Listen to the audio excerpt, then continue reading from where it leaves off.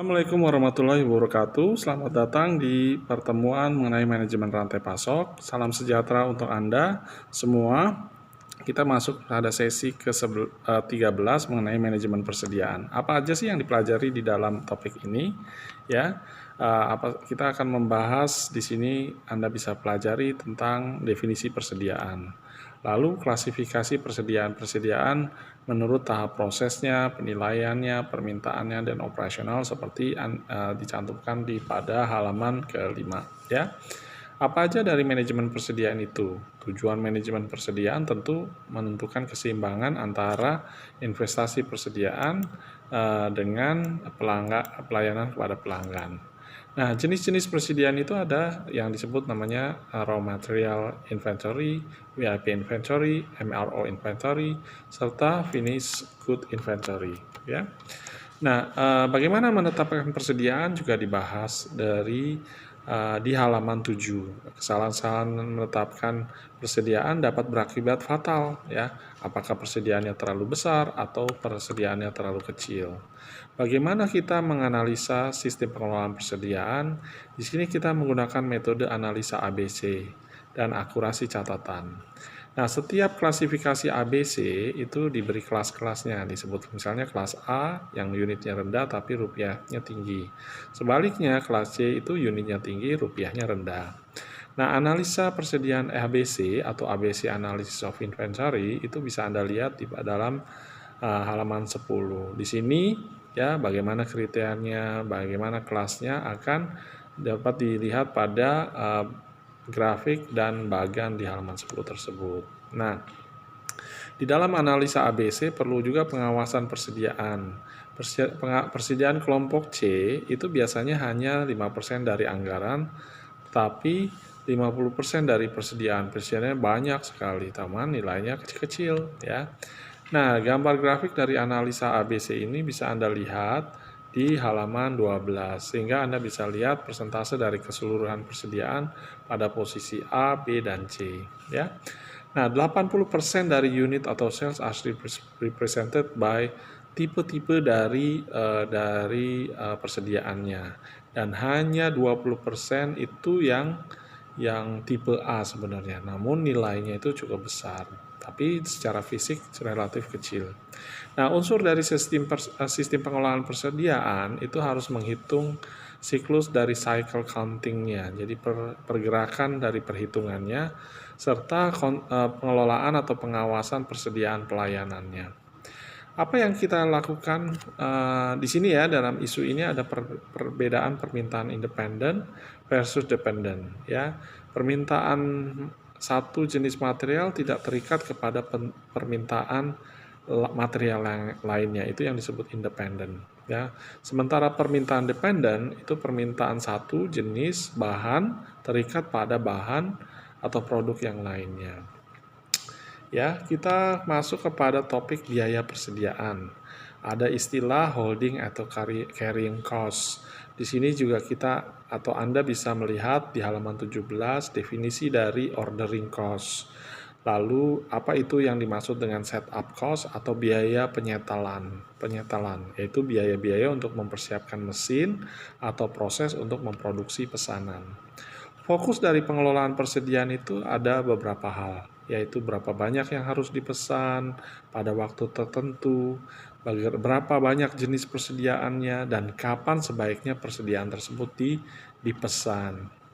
Nah, kemudian kita masuk pada halaman 19 mengenai model persediaan. Ada yang model EOQ atau Economic Order Quantity, ada yang disebut diskon kuantitas, ada yang disebut dengan production order quantity. Grafiknya hubungan dari economic order quantity dengan berbagai macam cost dan biaya handling serta kuantitas itu bisa Anda pelajari di halaman 20. Nah, biaya handling itu termasuk transportasi, penyimpanan, biaya modal terkait dan lain sebagainya. Nah, ada dua dasar keputusan dalam EOQ itu bisa Anda lihat di halaman 21, di mana berapa jumlah bahan mentah yang harus dipesan pada saat bahan tersebut perlu dibeli kembali, yang disebut replenishment cycle. Dan juga tergantung pada reorder point, kapan perlu dilakukan pembelian kembali. Nah, bagian pada halaman 22 menggambarkan bagaimana kita harus meminimalkan biaya, baik yang biayanya sifatnya periodik maupun biaya-biaya yang penyimpanan yang secara biaya order maupun biaya setup yang mempengaruhi dari kuantitas serta economic order quantity. Notasinya itu bisa Anda lihat di halaman 23 mengenai biaya pemesanan tahunan TOC, biaya penyimpanan tahunan atau THC, dan biaya total per tahun atau TC, total cost, yang merupakan gabungan TOC plus THC. Model EOQ sendiri digambarkan dapat Anda lihat pada halaman 24, di mana di sini biaya pemesanan sama dengan biaya penyimpanan. Kurva biaya model EOQ dapat Anda lihat di halaman 29 beserta formula-formula yang menyertainya. Model EOQ formulanya bisa Anda lihat selanjutnya pada halaman 26, terdiri dari jumlah pesanan, bagaimana jumlah pesanan dalam 1 tahun besarnya, bagaimana waktu antar pemesanannya. Untuk usaha-usaha yang melibatkan delivery yang cukup banyak dan time sensitif serta kuantitas sensitif, model EOQ ini sangat penting. Terutama juga produk-produk yang for emergency use itu sangat diperlukan sekali. Terutama yang saya tahu adalah produk-produk yang berkaitan dengan emergency use itu healthcare, ya, dan lain sebagainya, ya. Kita masuk pada definisi nilai kumulatif lead time, ya. Di sini Anda perlu membuat master schedule yang disiapkan untuk menjadwal bagaimana jadwal yang minimum dari kumulatif dari setiap lead time, mulai dari pembelian atau procurement, fabrikasi, perakitan maupun subperakitan, ya, hingga barang itu pada waktunya bisa sampai kepada pelanggan. Konsep dari nilai kumulatif lead time itu bisa dilihat pada bagan atau grafik di halaman 29. Nah, di sini Anda bisa melihat hubungan antara besarnya kebutuhan bahan baku selama waktu lead time, ya. Selanjutnya kita akan mempelajari tentang reorder point. Titik di mana reorder point itu merupakan titik pemesanan ulang, ya. Hubungan antara persediaan, economic order quantity, reorder point, waktu tunggu atau lead time serta rata-rata persediaan dapat Anda pelajari pada halaman 31, ya. Di mana tingkat persediaan saat tindakan harus diambil untuk mengisi kembali persediaan, jangan sampai pada saat barang dibutuhkan itu kondisinya kosong, ya. Kemudian kita masuk kepada isu yang disebut safety stock, yaitu persediaan tambahan yang dimiliki untuk berjaga-jaga terhadap perubahan tingkat penjualan atau kelambatan produksi atau pengiriman. Ya, macam-macam produknya, seperti beras, jangan sampai berasnya habis. Nah, ini ada formulanya, titik persediaan awal sama dengan EOQ plus safety stock. Lalu kita bisa juga mencari persediaan rata-rata merupakan economic order quantity dibagi 2 ditambah safety stock, ya. Bagaimana menentukan besarnya safety stock? Faktor pengalaman, ya. Ibu-ibu itu pintar sekali menentukan berapa beras kilogram yang dibutuhkan. Juga ada faktor dugaan, kalau nggak ada historical pengalaman sebelumnya untuk membeli. Adanya biaya, punya uang nggak untuk beli misalnya, nggak ada budget misalnya. Faktor keterlambatan, kemungkinan keterlambatan.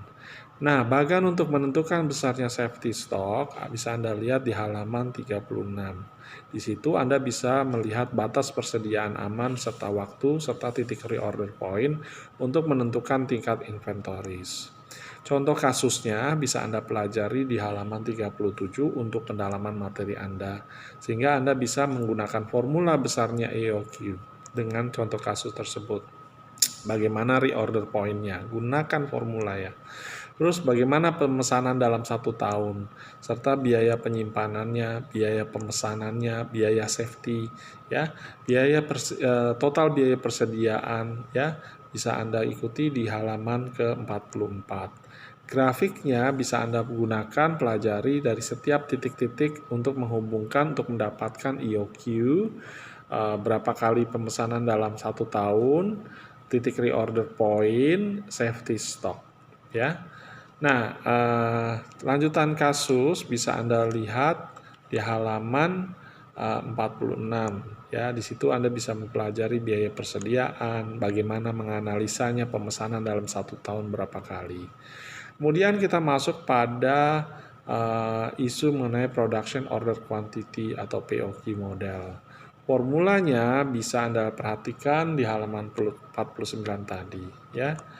Oke, di sini ya. Oke. Anda bisa melihat biaya penyimpanannya, formula tingkat persediaan rata-rata, tingkat persediaannya bagaimana, tingkat persediaan tahunan ya, serta Anda bisa mendapatkan jumlah optimal per pemesanan dalam model ini dengan notasi QP ya. Topik yang terakhir adalah mengenai quantity discount model.